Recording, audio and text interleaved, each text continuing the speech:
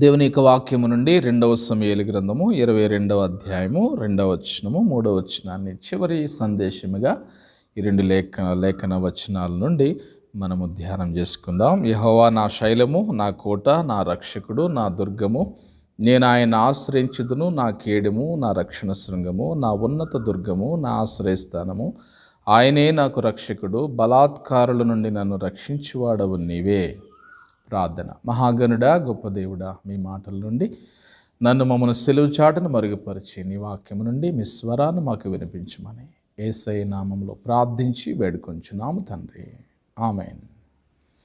వాక్యము నుండి మనం పరీక్షించుకున్నట్లయితే ప్రభు చెప్తున్న మాటలు మరి ఈ యొక్క లేఖనాల నుండి దాదాపు ఇప్పటి వరకు 5 వీడియోలు చేయటానికి దేవుడు సహాయం చేశారు. యెహోవా నా శైలము, నా కోట, నా రక్షకుడు, నా దుర్గము, నా కేడము, మరి ఇవన్నీ కూడా మనం చేయటానికి దేవుడు సహాయం చేశాడు. చివరిగా ఈ యొక్క సందేశంలో నుండి చూసినట్లయితే ప్రభు అంటున్నాడు కదా, మరి దావీదు నా కేడము అనటమే కాకుండా నా రక్షణ శృంగము అంటూ ఉన్నాడు. చూడండి, దావీదు తన యుద్ధం చేసినప్పుడు, యుద్ధాల్లో ఉన్నప్పుడు, సౌలు చేతి నుండి రక్షింపబడినప్పుడు తన అనుభవాల్లో మరి దేవుని యొక్క కార్యాలను మరి ఎట్లా దేవుని మెటాఫారిక్గా, అంటే మెటఫారికల్ ఎక్స్ప్రెషన్స్ని చక్కగా మరి కేడమని, దుర్గమని, కోటని, కొండని, అలాగనే మరి నా శైలమని, నా రక్షణ శృంగమని ఇలా మాట్లాడటంలో దావీదు ఎంత జ్ఞానిగా దావీదు కూడా కనబడుతున్నాడు.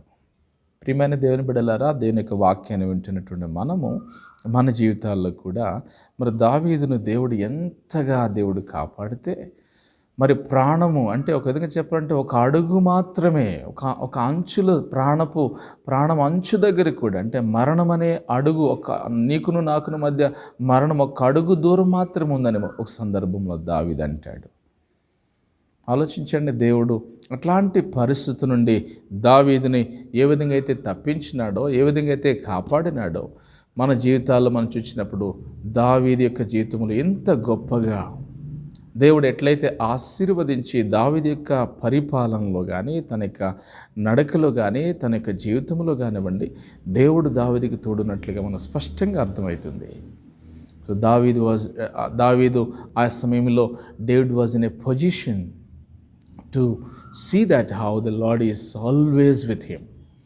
అంటే మరణం అనేటువంటి అక్కడ వరకు దావీదు దగ్గరికి వెళ్ళి అక్కడి నుంచి దేవుడు దావీదుని కాపాడాడు. ప్రియమైన దేవుని బిడ్డలారా, మన జీవితాల్లో కూడా అవును, దావీదుని ఎట్లయితే కాపాడినాడు, అయితే మరొక మాటను మెటఫారిక్గా అంటున్నాడు కదా, నా రక్షణ శృంగము. నా రక్షణ శృంగం అంటే కొమ్ము అని అర్థము. కొమ్ము అని రక్షణ శృంగం అంటే కొమ్ము, అంటే దేవుడు నాకు కొమ్ము కాసినవాడు. ఆలోచించండి, మృగాలు లేకుంటే పూర్వకాలంలో కూడా శత్రువు వచ్చినప్పుడు తను ఎదుర్కోవటానికి వారి దగ్గర ఆయుధాలు కూడా సరిపోయేవి కావు. కానీ శత్రువుని ఎదుర్కోవటానికి దావీదు చేసిన పని ఏంటంటే మృగాల యొక్క కొమ్ములను, జంతువుల యొక్క కొమ్ములను కూడా భద్రం చేసుకుని, అందుకే దవడ ఎముకతో అంటాడు ఒక సందర్భంలో. ఆలోచించండి, గొర్రె పిల్లని ఏ విధంగా తప్పించాడు దావీదు, అలాగే గొలియాతుని ఏ విధంగా హతమార్చాడు, మరి సింహపు నోటు నుండి ఏ విధంగా, ఎలుగుబంటి నోటు నుండి ఏ విధంగా తప్పించబడ్డారు. ఇవన్నీ కూడా మనం చూసినట్లయితే అది కేవలం మానవ శక్తి మాత్రమే కాదు, దేవుడిచ్చు శక్తి, దేవుడిచ్చు బలము. The prayer empowers you. ప్రార్థన నేను బలవంతునిగా చేస్తుంది. ఈ మాటలో నా రక్షణ శృంగము అంటే ఈ మాటలు మనం చూసినప్పుడు ఇక్కడ అవును, దేవుని యొక్క సన్నిధిలో అవును, దేవుడు మనకి రక్షణ శృంగముగా ఉంటున్నాడు. అంటే బలాన్ని మనం ఇక్కడ మొదటిగా మనం చూసినప్పుడు అవును, ఈ కొమ్ము అనేటువంటి రక్షణ శృంగం అంటే కొమ్ము. అంటే ఈ కొమ్ముని ఎలా వాడారు అని ఆలోచన చేసినట్లయితే భక్తులను హెచ్చించినప్పుడు ఈ కొమ్ముని వాడారు. కీర్తనలు 75వ కీర్తన 10వ వచనం మనం చూస్తే, కీర్తన 75 10వ వచనంలో మనం చూసినప్పుడు అక్కడ భక్తులను హెచ్చించినప్పుడు 75 10వ వచనం మనం చూస్తే అక్కడ చూసినప్పుడు మనం చూస్తాము కదా, 10వ వచనంలో చూస్తాం, భక్తిహీనుల కొమ్ములను అన్నిటినీ నేను విరగొట్టెదను, నీతిమంతుల కొమ్ములు హెచ్చింపబడును. అంటే భక్తులను హెచ్చించేటప్పుడు ఈ కొమ్మును వాడారు. అంటే బహుశా దావీదు భక్తుడిగా ఉన్నప్పుడు, అవును, యుద్ధములో గెలిచినప్పుడు దావీదుని దేవుడు కాపాడినప్పుడు యుద్ధాల్లో అనేక విజయాలు చిరస్మరణీయముగా ఇశ్రాయేలుకి తెచ్చినప్పుడు దావీదు అంటున్నాడు కదా, నా దేవుడు యెహోవా నాకు రక్షణ శృంగము. చూడండి, ఈరోజు నీ కుటుంబంలో, నీ జీవితంలో, అవును నన్ను హెచ్చించాడు దేవుడు, నన్ను కాపాడుతున్నాడు. ఏమండి, అవును ప్రభు అంటున్నాడు కదా, భక్తిహీనుల కొమ్ములనన్నిటినీ విరగగొట్టి, మరి అలాగనంటే నీతిమంతుల కొమ్ములను నీ కొమ్ము హెచ్చింపబడాలంటే, అవునండి, దేవుని సన్నదిలో నీ దేవుని బట్టి నువ్వు నీతిమంతుడుగా తీర్చబడిన సంగతి నీకు తెలిసిందే. అయితే ఆ నీతిని బట్టి మరింత నీతిమంతులుగా, మరింత ఆత్మీయులుగా, మరింత బలవంతులుగా, మరింత ప్రభువుకు సమీపమైన బిడ్డలుగా నువ్వు ఉండగలిగినట్లయితే నీ జీవితంలో దేవుడు నిన్ను బలపరుస్తాడు. ప్రియమైన దేవుని బిడ్డలారా, అవును భక్తులను హెచ్చించేటువంటి కొమ్ముగా, అలాగే భక్తిహీనులను వారి కొమ్ములను విరగగొట్టేవారుగా, ఎంత ఆస్తున్నా, డబ్బున్నా, ఘనమున్నా, ఎన్నున్నప్పటికీ విధవరాళ్ళ పక్షము నేనున్నానని దేవుడు చెప్పినట్లుగా పగ తీర్చుకున్నట్టు నా పనని దేవుడు చెప్పాడు. కాబట్టి దేవుడు తన బిడ్డల పట్ల, తన భక్తుల పట్ల, తన యొక్క జనాంగము పట్ల వ్యాజ్యమాడి సహాయం చేసేవాడు. ఒకటి. రెండవదిగా మనం చూస్తాం కదా, శత్రు బారి నుండి తప్పించడానికి ఈ కొమ్మును వాడారండి. శత్రు బారి నుండి తప్పించడానికంటే కీర్తనలు 22వ కీర్తన 21వ వచనం మనం చూస్తే, 22వ కీర్తన 21వ వచనం మనం చూసినట్లయితే ఇక్కడ మంచి పదాన్ని మనం చూస్తే, 22వ కీర్తన 21వ వచనం మనం చూస్తే, సింహపు నోట నుండి నన్ను రక్షింపుము, గురుపోతుల కొమ్ములలో నుండి నన్ను రక్షించి నాకు ఉత్తరమిచ్చి ఉన్నావు. గురుపోతుల కొమ్ములలో నుండి అంటే ఈ సందర్భం మనం చూసినట్లయితే భక్తిహీనులు, అలాగే సౌలు కానీ తన యోధులు కానివ్వండి, దావీదు పక్షాన్ని కొంతమంది కూడి దావీదుని నమ్మించి దావీదుని సహితం కూడా బొట్టలు వేసుకోవడానికి ప్రయత్నం చేసి దావీదు పక్షాన ఉన్నట్లుగా నటించి తిరిగి దావీదు యొక్క పదవికి, దావీదు యొక్క హోదాకి, రాజు అనేటువంటి ఆ పదవి కూడా ఎసరు పెట్టేవారు. అంటే దాన్ని తాము యెరొబాము చూడండి, అబ్షాలోము చూడండి, అలాగనే మరి యోవాబు చూడండి, అబీషై చూడండి, అమాషాను చూడండి, వీరందరూ కూడా దావీదు పక్షాన ఉన్నట్లుండి ఏదో ఒక సందర్భంలో తమ యొక్క బలహీనతలో చూపించి దావీదు మీద తిరుగుబాటు చేసిన వారే. చూడంండి, అయితే దేవుడు అంటున్నాడు కదా, వీరందరూ తన దగ్గరే పొంచిన వారిని అంటున్నాడు కదా, ఆ భక్తిహీనులను గూర్చి, లేకుంటే తన శత్రువులట్టేవారు ఏ విధంగా అయినా దావీదు పక్షాన దావీదు పెట్టిన అన్నము తింటూ, దావీదు యొక్క ఆ బ్యానర్ కింద వారు యోధులుగా ఉంటూ దావీదునే మోసం చేసేవారు కొంతమంది ఉన్నారు. చూడండి, అట్లాంటి వారిని అంటున్నాడు కదా 21వ వచనంలో, సింహపు నోట నుండి నన్ను రక్షింపము, గురుపోతు కొమ్ములలో నుండి నన్ను రక్షించి నాకు ఉత్తరమిచ్చి ఉన్నావు. చూడండి, ఇదే వీరిని గూర్చి, ఖడ్గము నుండి నా ప్రాణమును, కుక్కల బలము నుండి నా ప్రాణమును తప్పింపము. వారిని కుక్కలు అంటున్నాడు, ఖడ్గములు అంటున్నాడు, సింహములు అంటున్నాడు, అలాగనే మరి గురుపోతు కొమ్ములు అంటున్నాడు. అంటే వీరందరినీ కూడా తన దగ్గర తనను మోసం చేసి, అంటే అట్లాంటి వారి నోట నుండి నా ప్రాణాన్ని కాపాడావు.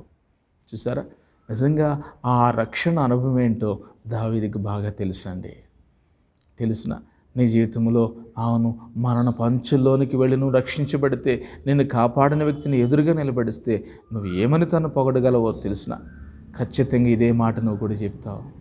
నిజంగా దావీదు ఎంత చక్కగా, దేవుడు నా రక్షణ శృంగము.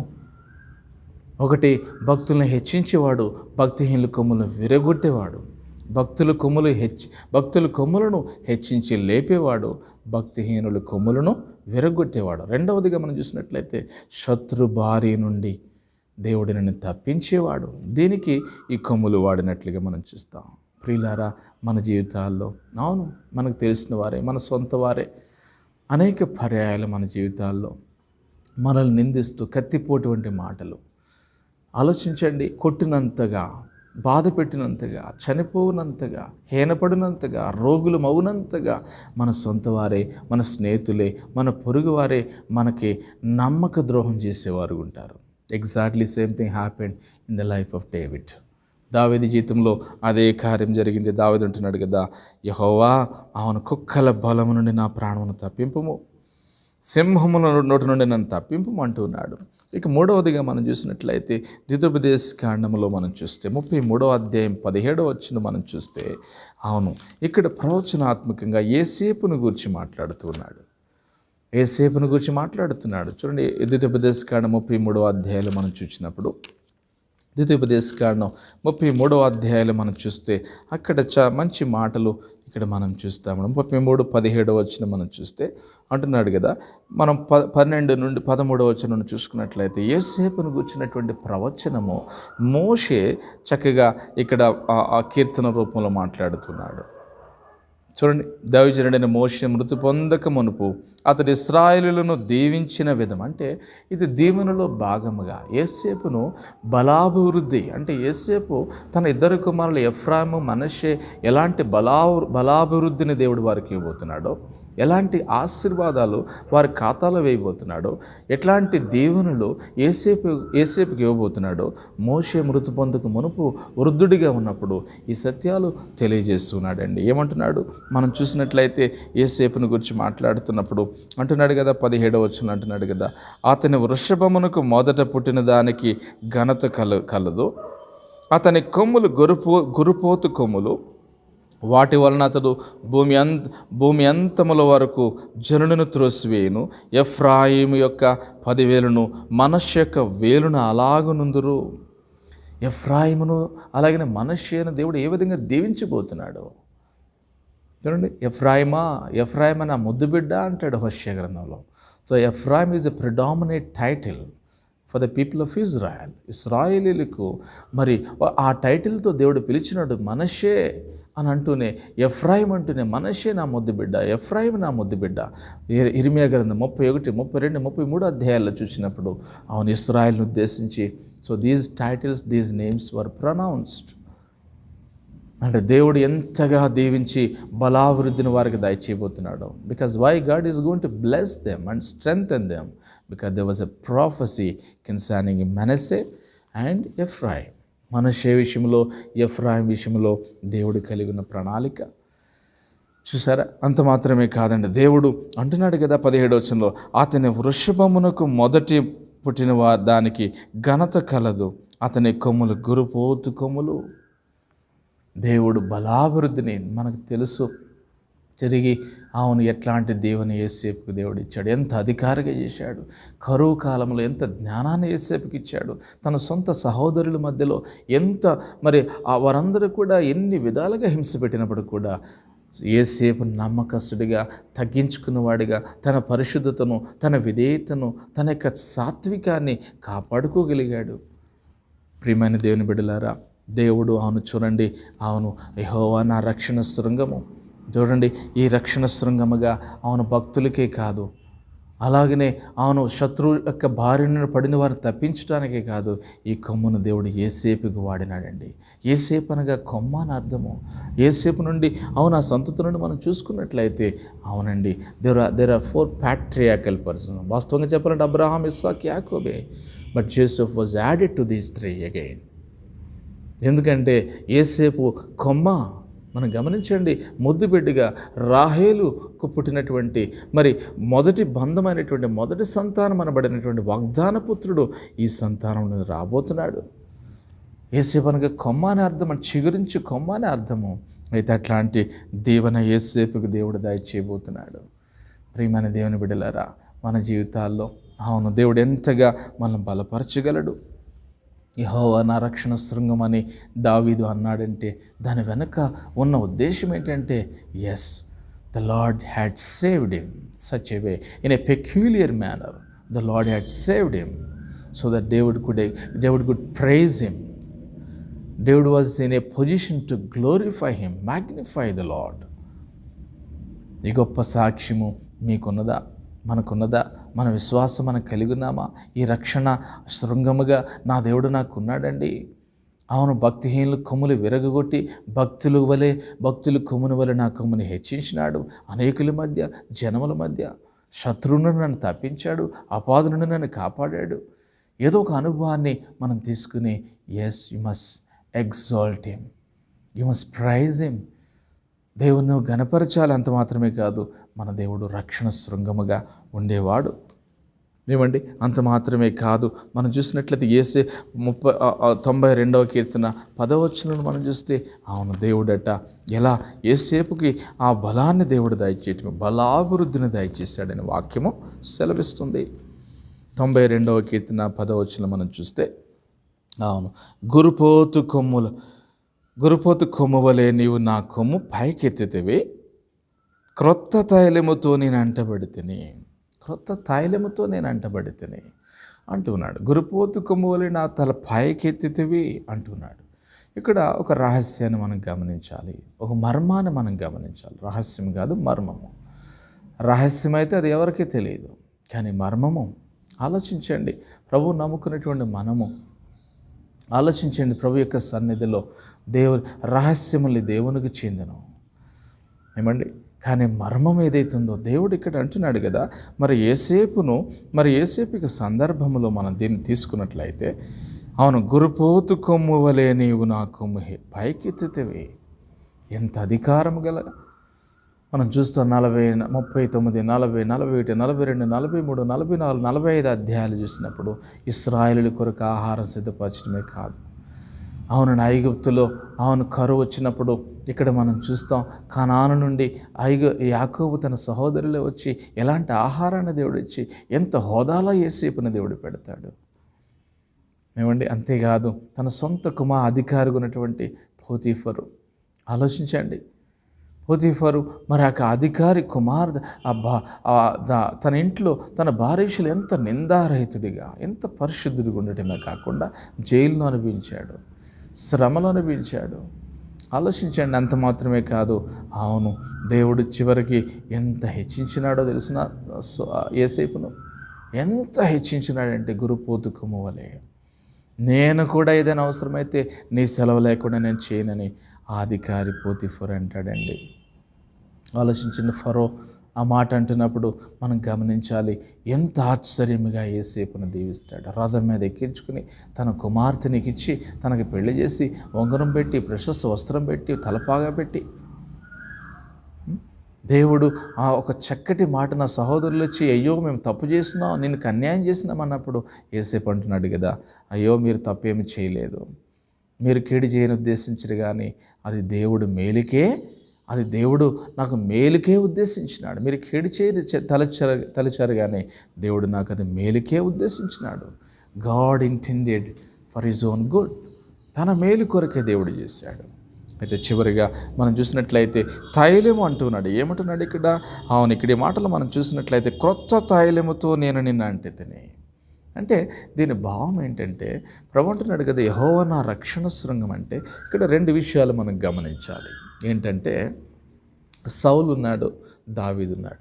10వ అధ్యాయం సౌలు దగ్గరికి వచ్చినప్పుడు మనం చూస్తాం, 10వ అధ్యాయం మొదటి సమూయేలు గ్రంథం 10వ అధ్యాయంకి వచ్చేసరికి అక్కడ సౌలు మరి అప్పుడు సమూయేలు తైలపు బొడ్డు పట్టుకొని సౌలు తల మీద తైలము పోసి అతను మొద్దు పెట్టుకొని యెహోవాని అభిషేకించి తన స్వాస్థ్యము మీద అధిపతిగా నియమించున్నాడని చెప్పి ఎలాగూ సెలవిచ్చాను. గమనించండి, ఇక్కడ అంటున్నాడు కదా, సమూయేలు తైలపు బొడ్డు పట్టుకొని సౌలు తల మీద ఆ తైలము పోసి అతని ముద్దు పెట్టుకుని యెహోవాని అభిషేకించి తన స్వాస్థ్యము మీద అధిపతిగా నియమించున్నాడు.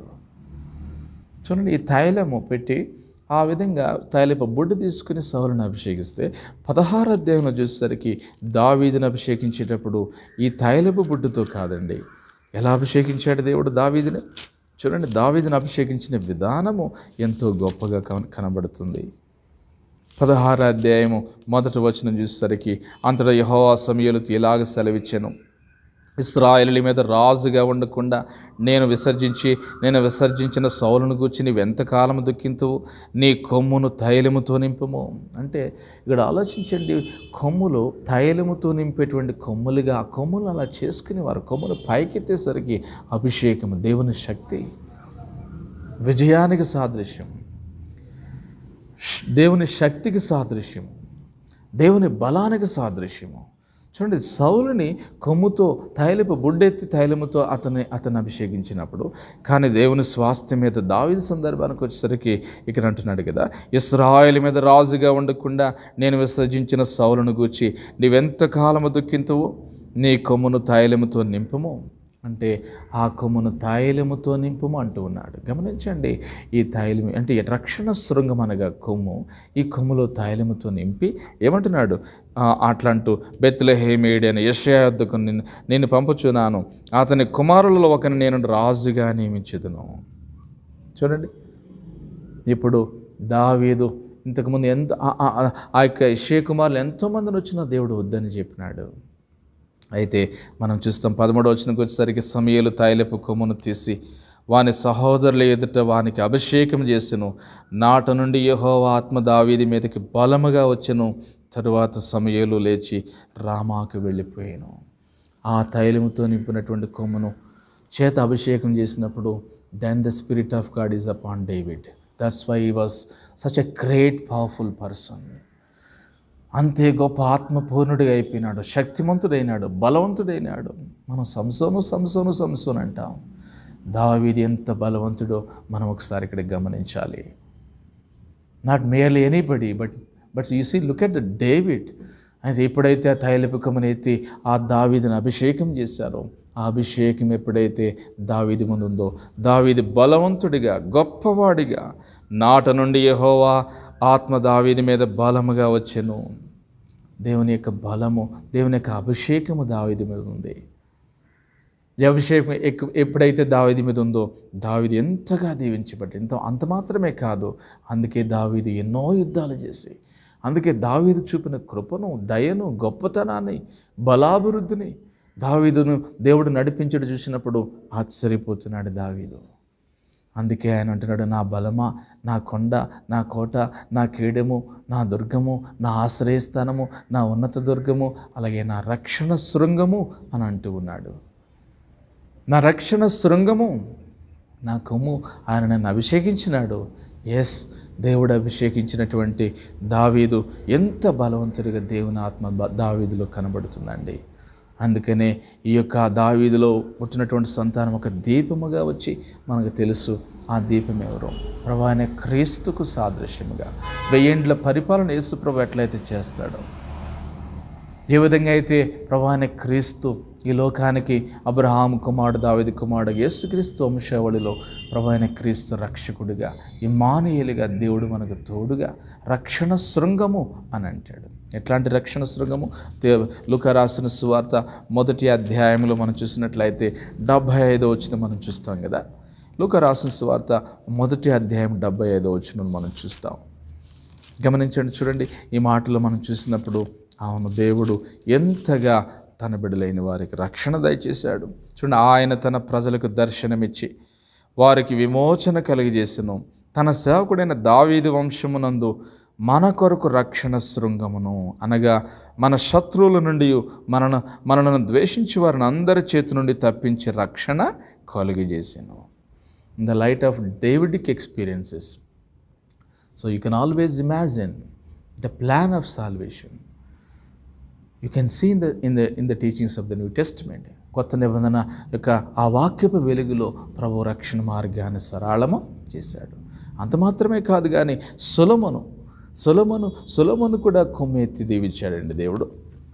ఆలోచన చేసినట్లయితే మొదటి రాజుల గ్రంథంలో మనం చూసినట్లయితే, మొదటి రాజుల గ్రంథంలో మనం చూస్తాం కదా, ఆ యొక్క 39వ వచనం, 13వ అధ్యాయం 39వ వచనం మనం చూసినట్లు, ఒకటో అధ్యాయం 39వ వచనం మనం చూస్తాం. మొదటి రాజుల గ్రంథము 1వ అధ్యాయం 39వ వచనం మనం చూస్తే, సొలొమోను కూడా ఈ కొమ్ములో తైలము నింపి దేవుడు ఎంతగానో దీవిస్తాడు.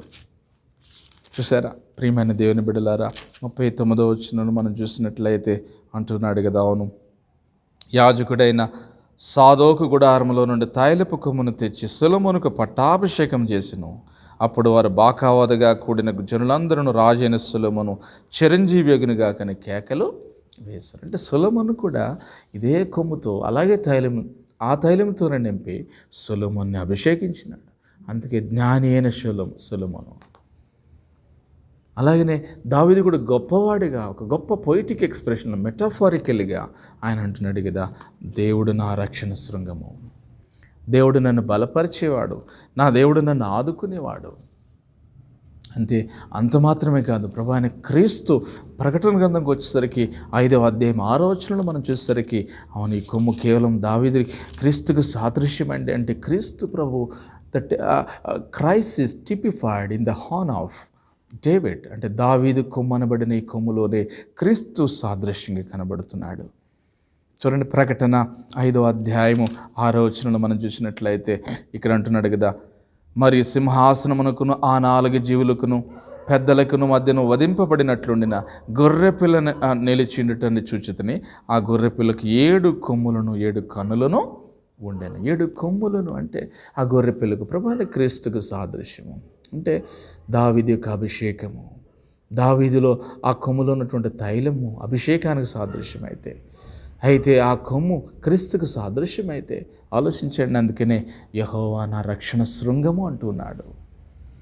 ప్రియమైన దేవుని బిడ్డలారా, మన జీవితాల్లో మనల్ని మనం పరీక్షించుకుంటూ, మన పాపాన్ని మనం సరి చేసుకుంటూ, అవును నీ దేవుడు నీ కొమ్ముగా ఉన్నాడా, నీ దేవుడు నిన్ను బలపరిచేవాడుకున్నాడా, నీ దేవుడు నిన్ను ఆదరించేవాడుకున్నాడా, నీ దేవుడు నీ పక్షమును ఉన్నాడా, నీ దేవుడు నీకు సహాయం చేసేవాడుగా నీ దేవుడు ఉన్నాడా అని నువ్వు ఆలోచన చేసుకోవాలి. అవును, మన హృదయాలు మనం పరీక్షించుకుంటూ, మన పాపాలు మనం సరి చేసుకుంటూ, మన అంతరంగాన్ని మనం సరి చేసుకుంటూ, అవును ప్రభువా నేను పాపిని, బలహీనుడును, అయితే ప్రభువా నన్ను దీవించగల దేవుడు, నన్ను శక్తిమంతుడిగా చేసే నిజమైన దేవుడవు తండ్రి, యెహోవా నా రక్షణ శృంగమని దావీదు ఎట్లయితే చెప్పినాడు, మన జీవితాల్లో కూడా అవును ప్రభు ఈ రక్షణ శృంగముగా నీ దేవుడు నీకు ఉండాలని కోరుకున్నట్లయితే, నువ్వు పాపాలు ఒప్పుకుని ప్రభు దగ్గరికి వచ్చి, అవును ప్రభు అయిన క్రీస్తు నాకు రక్షణ శృంగము, నాకు రక్షణ మార్గమును సరళం చేసినవాడు, నా పాపాన్ని కడిగివేసినవాడు, నా పాపాన్ని పరిశుద్ధపరిచినవాడు, తన దగ్గరకు ప్రభు అయిన క్రీస్తు నన్ను తీసుకొచ్చినవాడు. అట్లాంటి దేవుణ్ణి మనం ఘనపరుస్తూ, ఆ దేవుడిని మనం కొనియాడుతూ, నిజమైన ఆ దేవుని దగ్గరికి మనం వస్తూ, ఆ ప్రభు సన్నిధిలో మన హృదయాలు మనం పరీక్ష చేసుకుంటూ, ఆ గొప్ప దేవునికి అవును ప్రభువా నిజమైన దేవుడవు తండ్రి, నువ్వు మాకు రక్షణ శృంగముగా ఉన్నందుకే నీకు వందనాలు చెల్లిస్తున్నావు. ఎందరికీ ఈ భాగ్యం లేదు, ఎందరికీ ఆదరణ లేదు, ఎందరికీ అభిషేకం లేదు, ఎందరికీ రక్షణ అనుభవం లేదు, ఎందరికీ బలము లేదు. దేవుడైతే మనకు అట్టి భాగ్యాన్ని దేవుడు మనకు దయచేశాడు, అట్టి విశ్వాసాన్ని దేవుడు మనకు దయచేశాడు. ఆ విశ్వాసమును బట్టి దేవుని మనం ఎంతగానో కొనియాడుతూ, అవును ప్రభువా నీ దేవుడు భక్తిహీనుల కొమ్ములు విరగొట్టి భక్తుల కొమ్ములను హెచ్చించేవాడు, బలాభివృద్ధిని ఏసేపుకి దయచేసినట్లుగా నీకు దయచేసే దేవుడు. అంత మాత్రమే కాదు, అవును ప్రభు యొక్క సన్నిధిలో సౌలునైతే కేవలం సౌలునైతే తైలపు బుడ్డి తీసుకుని అభిషేకించాడు. తన పతనం ఎలా అయిపోయిందో చూడండి. అయితే కొమ్మును ఎత్తి ఆ కొమ్మును తైలముతో నింపి అయితే క్రీస్తును తన జీవితంలో ఏ విధంగా చూపించగలిగాడు, క్రీస్తుని ఏ విధంగా రక్షణ శృంగముగా దావీదు చూసుకోగలిగాడు. So Christ is typified in the life of David. కాబట్టి మన జీవితాల్లో మనం పరీక్షించుకుంటూ ప్రార్థన చేసుకుందాం. గొప్ప దేవుడా, ప్రియ పరలోకమైన మా తండ్రి, మా జీవితాల్లో మీరు గొప్ప కార్యం జరిగించి వాడవు, మమ్మల్ని నడిపించి బలపరిచి ఆదరించమని ప్రభువా, అట్లాంటి రక్షణ శృంగముగా మీరు మాకున్నట్టుకు సహాయం దయచేయమని ప్రార్థిస్తూ యేసు నామములో ప్రార్థించి వేడుకొంచున్నాము తండ్రి. ఆమేన్.